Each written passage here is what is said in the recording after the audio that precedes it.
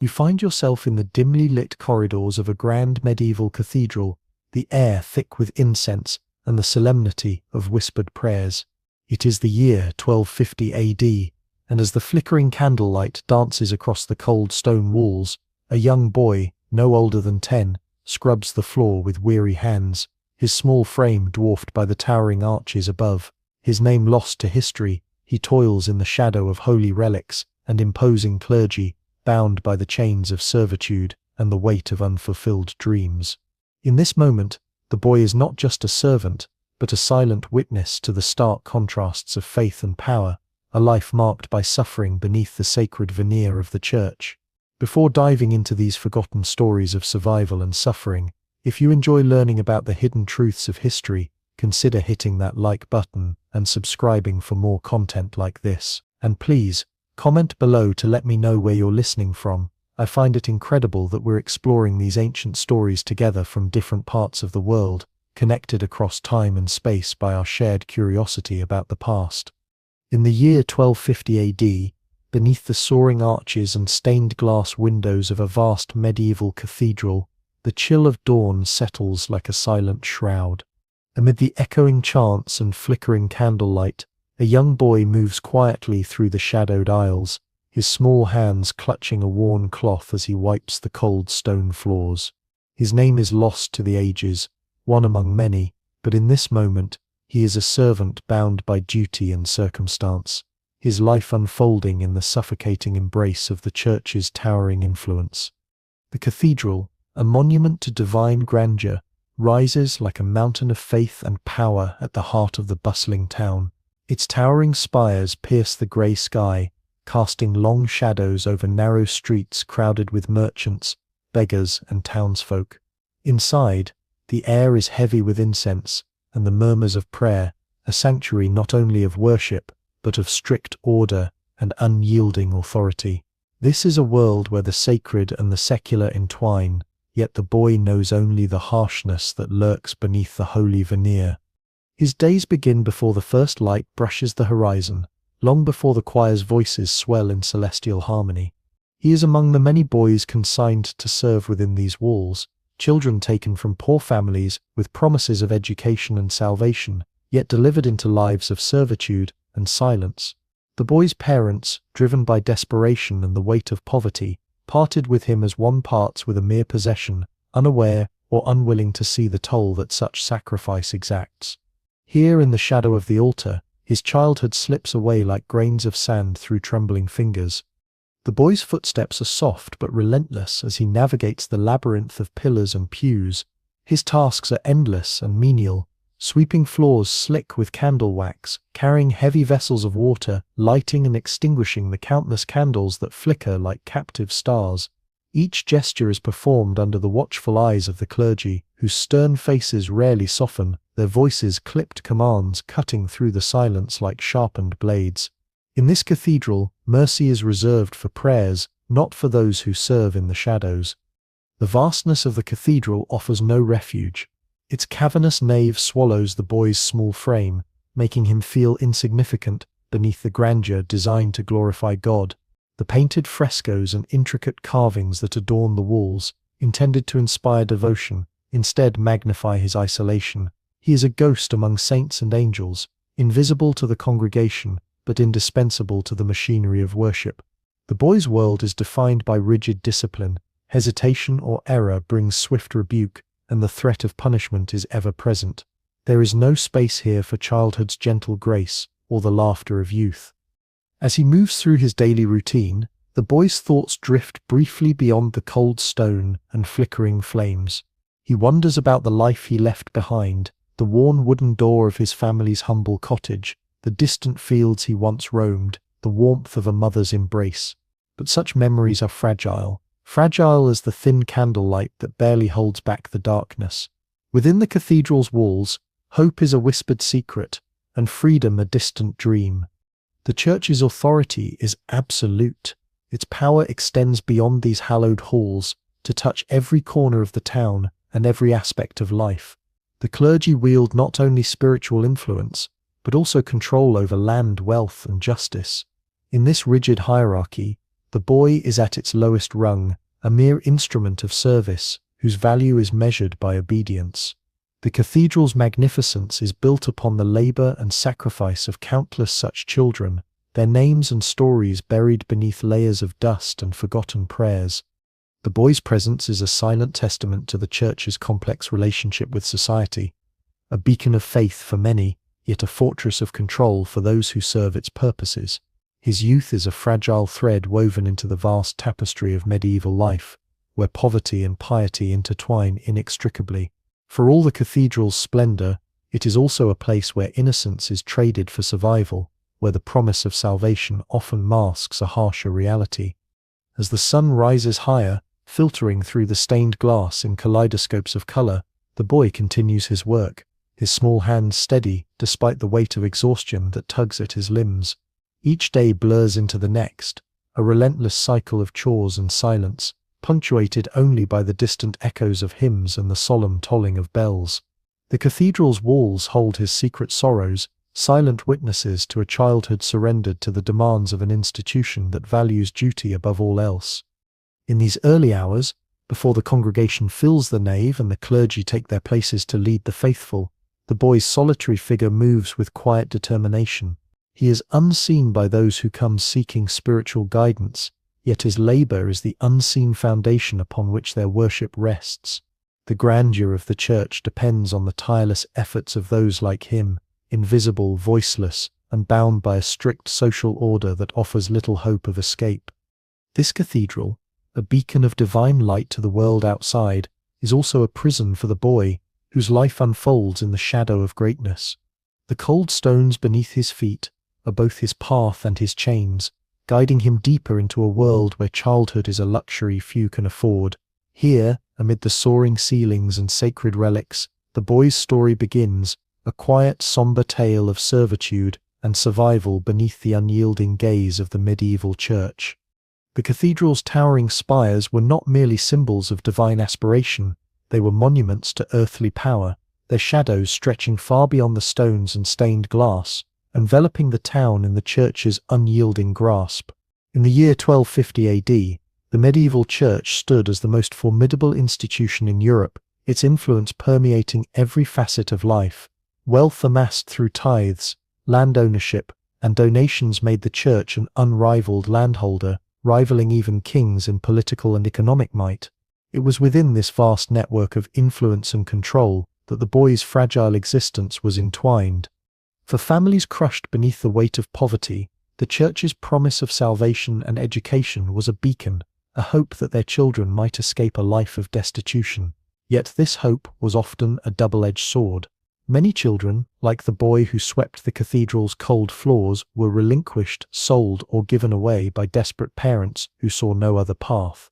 The church, with its insatiable need for servants, choir boys, and attendants, became a repository for these children, their lives exchanged in a transaction cloaked in piety but shadowed by exploitation.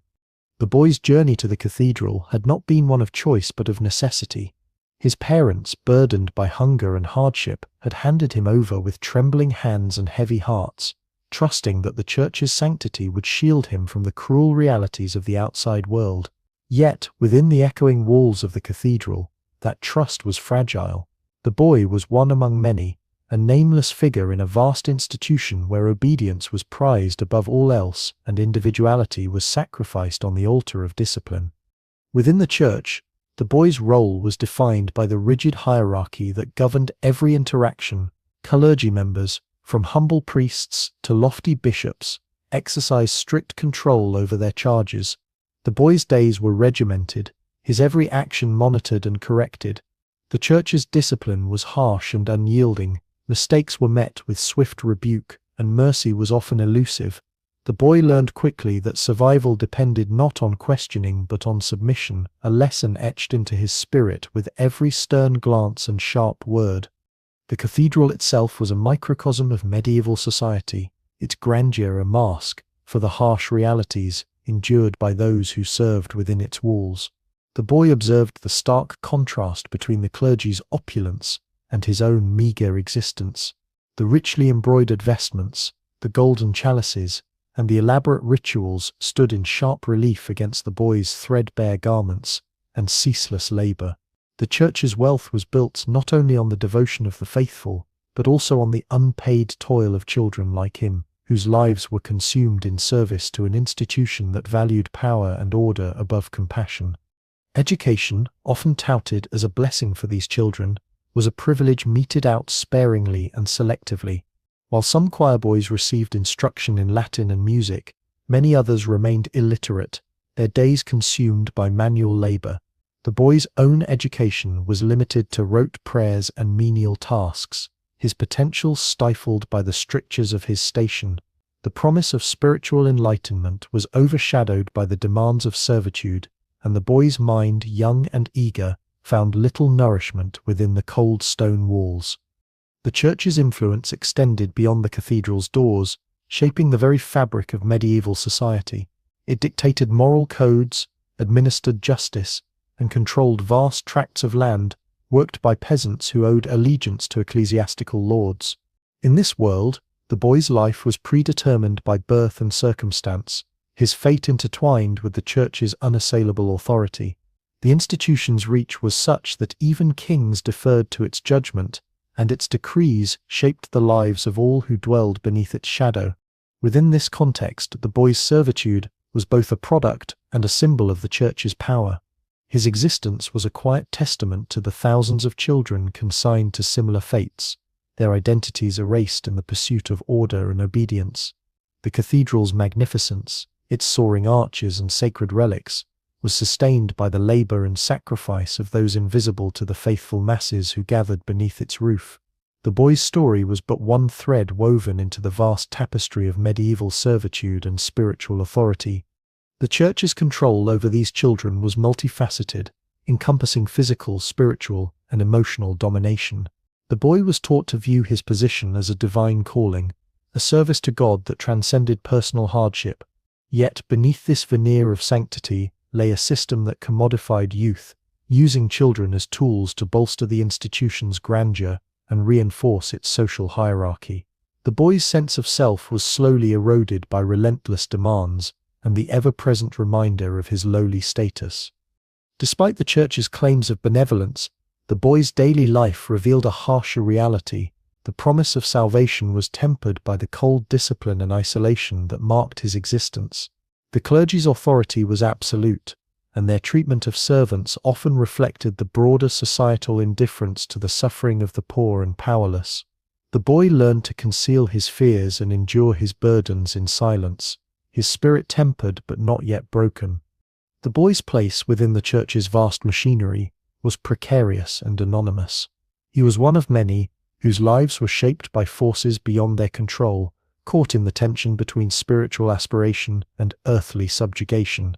The cathedral's splendor, resplendent with sacred art and resonant with hymns, stood in stark contrast to the boy's unspoken sorrows and unmet needs. It was a world where faith and power converged, yet the cost of that convergence was paid in the quiet suffering of the vulnerable. As the boy continued his duties, the weight of the church's authority pressed upon him, a constant reminder of his position in the social order. His days were marked by repetition and rigor, his identity reduced to that of a servant within an institution that prized order above all else. The boy's life, shaped by the church's vast network of power and control, was a reflection of the medieval world itself, a world where hope was scarce and survival demanded endurance. In this environment, the boy's vulnerability was both a product and a prisoner of the times. The church, for all its spiritual grandeur, was an institution deeply enmeshed in the politics and economics of medieval society. Its promise of salvation came with a heavy price for those who served in its shadow. The boy's story, unfolding within these walls, was emblematic of countless others, children whose lives were shaped by the intersection of faith, power, and poverty, in a world that offered little mercy to the weakest among them. As the boy's days unfolded within the cathedral's towering walls, the rhythm of his life became a relentless cycle of servitude and surveillance. Each morning, before the first light filtered through the stained glass, he awoke to the cold stone floor of the servants' quarters, a cramped and shadowed space shared with others like him, children bound by circumstance and duty. There was little comfort in these sparse accommodations, rough straw pallets, scant warmth, and the ever-present chill that seeped through cracks in the ancient masonry. Yet, despite the harshness, the boy rose with quiet resolve, knowing that his survival depended on obedience and endurance. His daily routine was a litany of menial tasks, each performed under the unblinking gaze of clergy and overseers who measured worth by efficiency and silence. The boy swept the vast nave, his broom strokes echoing against the stone like a mournful chant. He carried heavy pitchers of water to wash the altar, polished brass candlesticks until they gleamed, and arranged the pews with meticulous care. No corner of the cathedral was beyond his reach, and no task too small to escape scrutiny. Failure was met not just with reprimand but with punishment, a harsh reminder that in this sacred place, discipline was paramount. The cathedral itself was a world of contrasts. Its grandeur and solemn beauty stood in stark opposition to the boy's bleak existence. The lofty ceilings, painted with scenes of heaven and scripture, seemed to mock the boy's smallness and vulnerability. Choirs of boys trained in sacred song filled the air with ethereal melodies, their voices rising in praise and devotion, yet the boy was not among them. His place was not among the singers or the learned, but in the shadows, performing the invisible labor that made worship possible. The gulf between the boy's reality and the cathedral's sanctity was a chasm that widened with every passing day. Surveillance was constant and unyielding. The clergy maintained strict order, their eyes sharp for any sign of disobedience or weakness. The boy moved cautiously, aware that a misstep could invite censure or worse. His interactions with others were limited, marked by a wary silence that underscored his isolation. Friendships were fleeting and fragile, for trust was a scarce commodity in a world where vulnerability could be exploited. The boy learned to mask his fears and desires beneath a veneer of dutiful compliance, his true self hidden behind a mask of quiet endurance. The pressure to conform was relentless. The church demanded not only physical labor but spiritual submission. The boy was instructed in prayers and rituals, taught to recite sacred texts with precision, and reminded constantly of his place in the divine order. Yet, these lessons often felt hollow against the backdrop of his daily hardships. The promise of salvation was distant and abstract, a reward for obedience that seemed forever beyond reach. Instead, the boy grappled with a growing sense of invisibility, his identity reduced to a function within the church's vast machinery. Isolation weighed heavily upon him. Though surrounded by the throng of clergy, choir boys, and worshippers, the boy was profoundly alone. His world was limited to the cold corridors and shadowed chapels of the cathedral, where the only warmth came from flickering candles and the faint glow of stained glass. Moments of kindness were rare and treasured. A gentle word from a sympathetic priest, a shared glance with another servant boy, but these were exceptions in a world defined by hierarchy and control. The boy's limited freedom was further curtailed by the church's strict rules. Movement was restricted. He was expected to remain within designated areas, his presence tolerated only where deemed necessary. The cathedral's sprawling grounds offered no refuge, only the constant reminder of his servitude. Even the sacred spaces meant for contemplation and peace were arenas of discipline and expectation.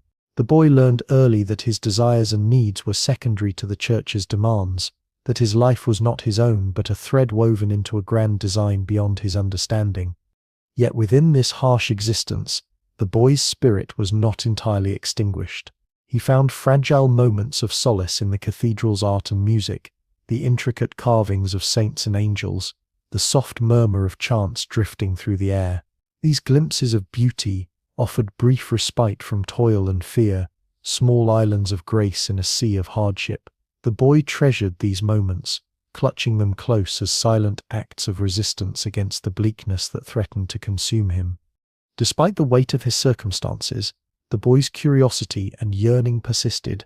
He observed the rituals with a quiet attentiveness, wondering about the mysteries they sought to unravel. His mind, though burdened by labor, retained a flicker of wonder and hope. The cathedral, for all its demands, was also a place of stories and symbols, and the boy found himself drawn to these glimpses of a world beyond his immediate suffering. In these quiet reflections, he nurtured a fragile dream of a life not defined solely by servitude. Yet the boy's reality was unyielding. Each day he was reminded of the gulf between his dreams and his existence. The church's grandeur was sustained by countless children like him, whose names were forgotten and whose stories remained untold. The boy's struggle was emblematic of a system that prized order and obedience above compassion, where innocence was sacrificed on the altar of discipline. His life was a testament to the harshness of a world ruled by rigid hierarchy and unrelenting authority. Within the cathedral's vast and shadowed halls, the boy continued his unseen labor, his small figure moving steadily through the cycles of duty and discipline. His spirit, though battered, held fast to the faintest glimmers of hope and resilience.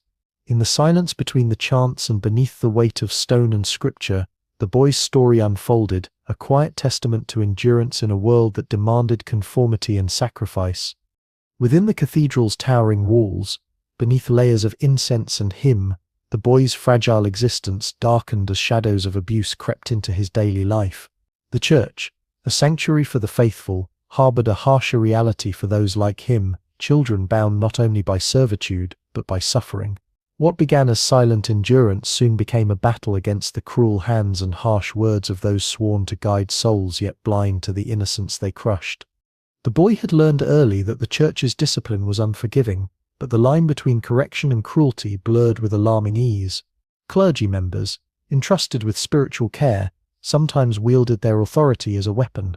Physical punishment was meted out, not merely for disobedience, but often arbitrarily, a reminder of the boy's place in the strict hierarchy. Striking hands, harsh lashes from rods, and cold, accusing gazes became part of his daily reality. Each inflicted pain was a wound not only on flesh but on spirit, chipping away at the boy's sense of safety and self. The boy's suffering was rarely witnessed by others. The cathedral's vastness provided cover for secrets, and fear silenced many who might have offered solace. Punishments were administered in secluded chambers or shadowed corners, where the boy's cries were muffled by stone and secrecy. The clergy, revered by the town and feared by those beneath them, maintained a facade of holiness that masked the abuses hidden within. To speak out was unthinkable. The boy knew that resistance could invite harsher torments or banishment from a world that was already narrow and unforgiving. Emotional abuse accompanied the physical. The boy was often the target of cruel words and derision, his failures magnified, his worth questioned. Clergy members, their tempers sharpened by authority and disdain, mocked his youth and poverty, reminding him that he was a servant, nothing more. The boy internalized these messages, the harsh judgments weighing heavily on his fragile self-esteem. The cathedral's grandeur seemed to mock his suffering, its sacred beauty indifferent to the pain endured by those who labored unseen. Isolation deepened as the boy withdrew into himself, seeking refuge from the relentless pressures and abuses. He learned to hide bruises beneath coarse clothing, to mask tears behind a stoic expression. The cathedral's vastness became a prison, its silence a shroud that enveloped his secret sorrows. Friendship was scarce, mistrust ran deep among the servants, each wary of the dangers that lurked behind closed doors and watchful eyes. The boy's loneliness was profound, a solitude that gnawed at his spirit even as he fulfilled his duties. Despite the fear and pain, the boy clung to a fragile thread of endurance. His mind retreated to memories of gentler times, the distant warmth of a mother's embrace, the fleeting laughter of childhood now lost. These recollections, though faint, were lifelines amid the darkness, small sparks of light in a world otherwise dominated by suffering. In whispered prayers and secret moments, the boy sought solace in faith, hoping for mercy not granted by men but promised by God. The boy's plight was a reflection of a wider tragedy within the church's walls. Many children like him bore similar scars, their suffering a hidden cost of the institution's power. The church's vastness and authority created a system where abuses could flourish unnoticed, protected by tradition and fear. The boy's story was one among countless untold narratives, silent cries swallowed by the cathedral's stone and sacred rituals. The weight of abuse pressed not only on the boy's body, but on his emerging identity. The innocence of youth was eroded, replaced by a wary vigilance born of necessity. Trust became a dangerous luxury, and hope a fragile, elusive dream. The boy's spirit, though battered, resisted complete surrender, holding on to the faintest glimmers of resilience amid the storm of torment. In moments of quiet solitude, the boy sought refuge in the cathedral's hidden corners, the cool shadow beneath a carved arch, the quiet stillness of a forgotten chapel. Here, away from watchful eyes, he allowed himself brief respite, a momentary escape from the harshness of his existence. The flickering candlelight cast dancing shadows on ancient stone, and for a fleeting time, the boy imagined a life beyond pain and servitude. Yet the cathedral's walls were unyielding, and the boy's torment continued. The clergy's authority was absolute, their judgment swift and often merciless. The boy navigated this treacherous landscape with cautious steps, each day a test of endurance and survival. His resilience was both a shield and a burden, a testament to the human spirit's capacity to endure even the gravest of trials. The abuses inflicted upon the boy were not merely personal tragedies, but symptoms of a system that prioritized control over compassion. The Church's immense power allowed cruelty to fester behind sanctified doors, where the vulnerable were silenced and discarded. The boy's suffering was a stark reminder that beneath the grandeur of faith lay a world fraught with pain and injustice, where innocence was sacrificed in the name of order. As the boy endured these trials, his story remained hidden from the eyes of the faithful, who gathered beneath the cathedral's soaring arches. To them, the Church was a beacon of hope and salvation. To the boy, it was a fortress of suffering and silence. His pain was invisible, his voice unheard, yet within the depths of his being, a quiet defiance took root, a yearning for dignity, for kindness, for a life beyond the shadows of abuse. The boy's journey through this darkness was a harrowing passage, marked by moments of despair and the faintest sparks of courage. Each day tested the limits of his endurance, yet he persisted, a